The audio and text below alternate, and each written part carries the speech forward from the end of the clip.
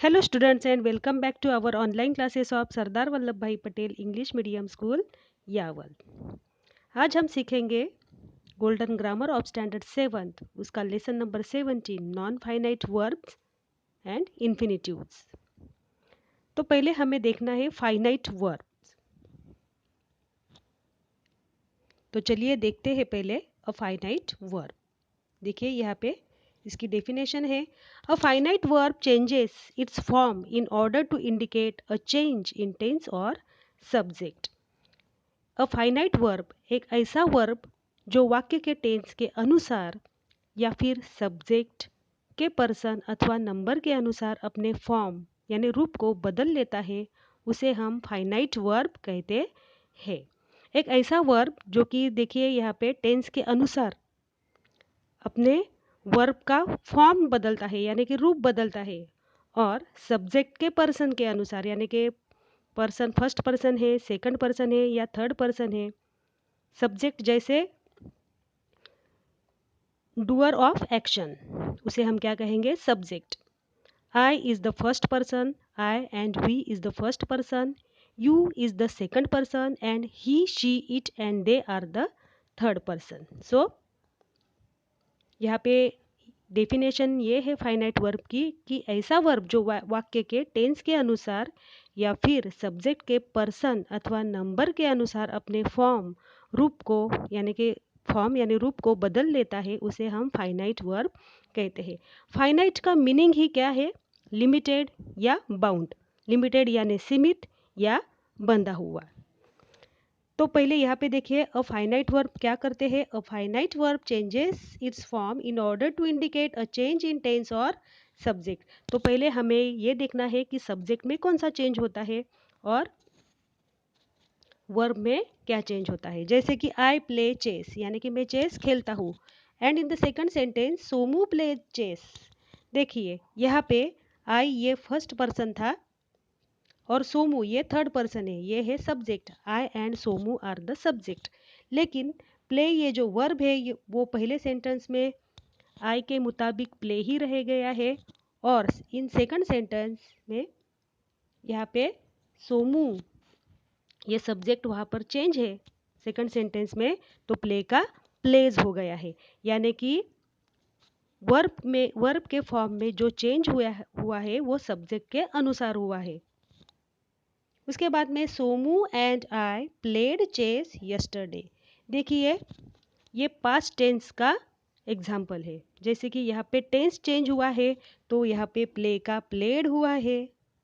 उसके बाद में we shall play chess tomorrow too, हम कल चेस खेलेंगे। तो ये फ्यूचर टेंस का सेंटेंस है। तो यहाँ पे टेंस में जो भी चेंज है उसके मुताबिक यहाँ पे वर्ब में भी चेंज हुआ है। जैसे कि प्लेड का यहाँ पे हुआ है शैल प्ले। तो देखिए आई प्ले चेस ये है सिंपल प्रेजेंट टेंस का सेंटेंस है। उसके बाद में सोमू प्ले चेस ये भी प्रेजेंट टेंस का है। Somu and I played chess yesterday ये पास्ट टेंस का एग्जाम्पल है। And we shall play chess tomorrow too ये फ्यूचर टेंस का एग्जाम्पल है। तो यहाँ पे देखिए वर्ब के फॉर्म में किस तरह से चेंज हुआ है। ओके, और ये हमें क्या इंडिकेट करते हैं? अ चेंज इन टेंस और सब्जेक्ट। उसके बाद में हम देखेंगे A non-finite verb does not change its form to indicate a change in tense or subject। अभी भी हमने देखा वो क्या था? वो फाइनाइट वर्ब का था, लेकिन नॉन फाइनाइट वर्ब में ऐसा नहीं होता है। नॉन फाइनाइट वर्ब में क्या होता है? Non finite verb does not change its form to indicate a change in tense और सब्जेक्ट। जैसे कि टेंस और सब्जेक्ट में जो भी चेंज होता है तो नॉन फाइनाइट वर्ब में क्या होता है? वर्ब का फॉर्म चेंज नहीं होता है, वो कांस्टेंट ही रहता है। सो इसका पहला एग्जांपल है I like to play chess. Okay, मुझे चेस खेलना अच्छा लगता है। यहाँ पे सेकंड सेंटेंस देखो, Somu likes to play chess. Somu को चेस खेलना अच्छा लगता है।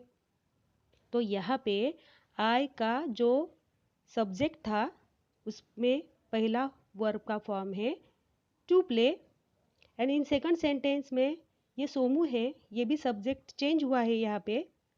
तो लेकिन यहाँ पे जो वर्ब है प्ले यानी कि टू प्ले, वो बदला नहीं है। फर्स्ट सेंटेंस में ये टू प्ले था और सेकंड सेंटेंस में भी ये वैसा ही कांस्टेंट रह गया है। यानी कि सब्जेक्ट में भी चेंज यहाँ पे हुआ है, लेकिन उसके अनुसार वर्ब के फॉर्म में कोई भी चेंज नहीं हुआ है। ओके, उसके बाद में हम देखेंगे the third sentence, mother liked playing chess in her childhood. ये जो एग्जाम्पल है और ये सेंटेंस है वो पास्ट प्रोग्रेसिव टेंस का एग्जाम्पल है। तो यहाँ पे टेंस चेंज हुआ है। ओके, यहाँ पे टेंस तो चेंज हुआ है, लेकिन यहाँ पे जो फोर्थ सेंटेंस है, she would like playing chess with you when she is free, और ये जो एग्जाम्पल है वो है प्रेजेंट प्रोग्रेसिव टेंस का है। Mother liked playing chess in her childhood, ये है पास्ट प्रोग्रेसिव टेंस का example. And she would like playing chess with you when she is free, ये एग्जाम्पल है प्रेजेंट प्रोग्रेसिव टेंस का। तो यहाँ पे टेंस में चेंज हुआ है, लेकिन ये जो वर्ब का फॉर्म है प्लेइंग, वो दोनों ही सेंटेंसेस में कांस्टेंट रह गया है। सो a non-finite verb does not change its form to indicate a change in tense or subject.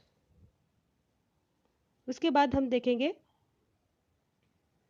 there are three kinds of non-finite verbs. Non-finite verbs के 3 फॉर्म्स होते हैं। तो पहला फॉर्म है टू verbs यानी infinitives. Then second is present participle यानी कि ing verbs. And the third is past participles यानी कि ed और en verbs। यानी कि देखिए मैं यहाँ पे आपको एक्सप्लेन करके दिखाती हूँ। जैसे कि the crow try to steal the spoon. Okay, यहाँ पे टू स्टील ये क्या है, इन्फिनिटिव है। उसके बाद में हम देखेंगे ing verbs यानी कि present participle. We caught the crow stealing the spoon, यहाँ पे स्टील को हमने क्या लगा लिया है, ing लगा दिया है। तो ये क्या हुआ, ing verbs यानी कि प्रेजेंट पार्टिसिपल। उसके बाद में पास्ट पार्टिसिपल्स का एग्जाम्पल है we got the stolen spoon back. यहाँ पे जो स्टोलन हुआ है ये थर्ड फॉर्म है वर्ब का। ओके, तो इस तरह से यहाँ पे ये 3 काइंड्स है इसके नॉन फाइनाइट वर्ब्स के। A non-finite verb can never be used by itself in a sentence. Non-finite verb अपने आप में ही उसका यूज नहीं होता है सेंटेंस में। तो a sentence must have a finite verb in order to be considered complete। कि जैसे कि सेंटेंसेस में फाइनाइट वर्ब का होना बहुत ही ज़रूरी होता है in order to be considered complete, कि जिसकी वजह से ये पूरे सेंटेंसेस का हमको सेंस बताता है।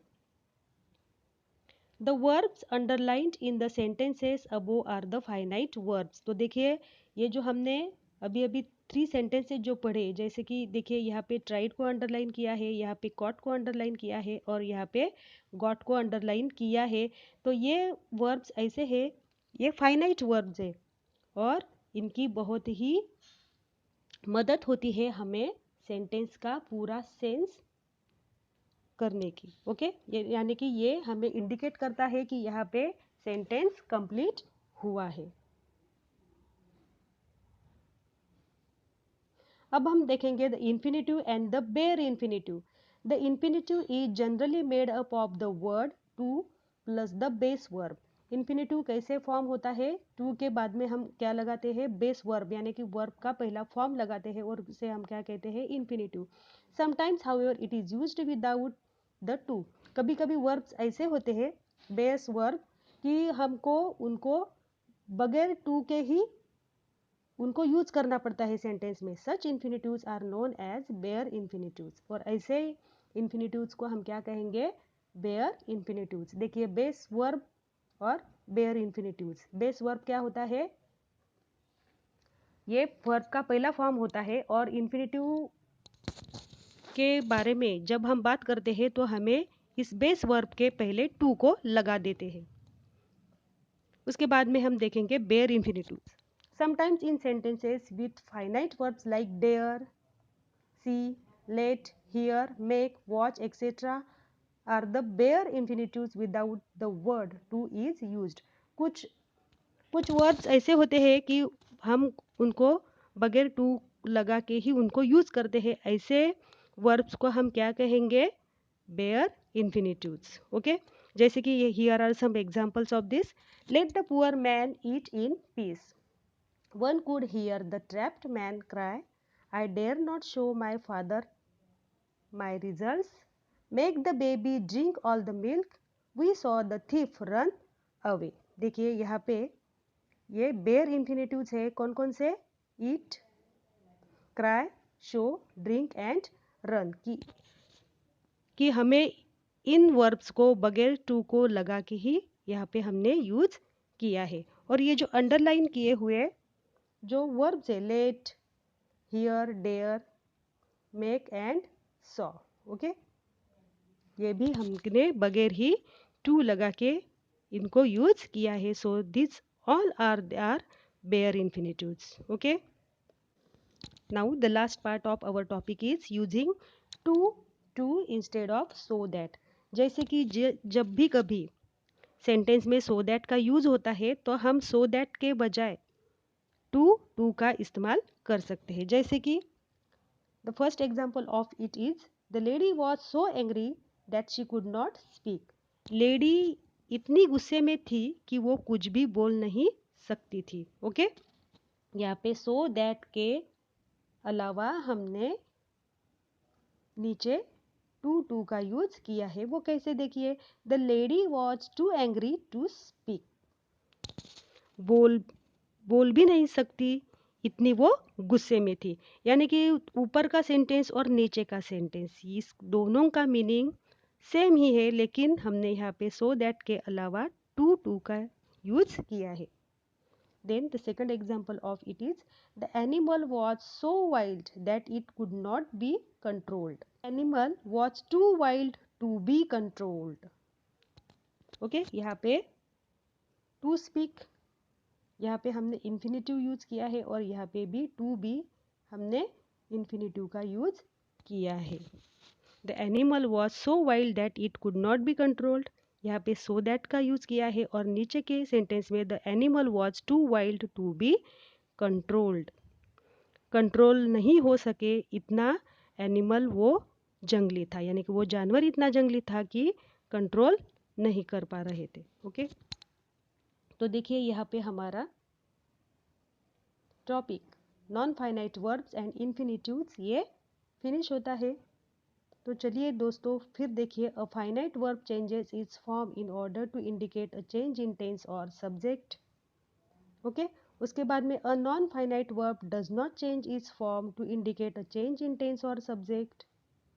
एंड यहाँ पे हमने क्या देखा, जैसे कि the infinitive is generally made up of the word to plus the base verb, sometimes however it is used without the to, such infinitives are known as bare infinitives। तो देखिए स्टूडेंट्स, इस लेसन के नीचे जो भी exercise दिया है उसे मैं सॉल्व करके दूंगी और उसे सॉल्व करने के बाद में आपको ये लेसन फिर से पूरी तरह से समझ में आ जाएगा। तो चलिए, आपको हमारा ये लेसन बहुत अच्छा लगा ही होगा, तो मिलते हैं हमारे नेक्स्ट वीडियो में, तब तक थैंक यू।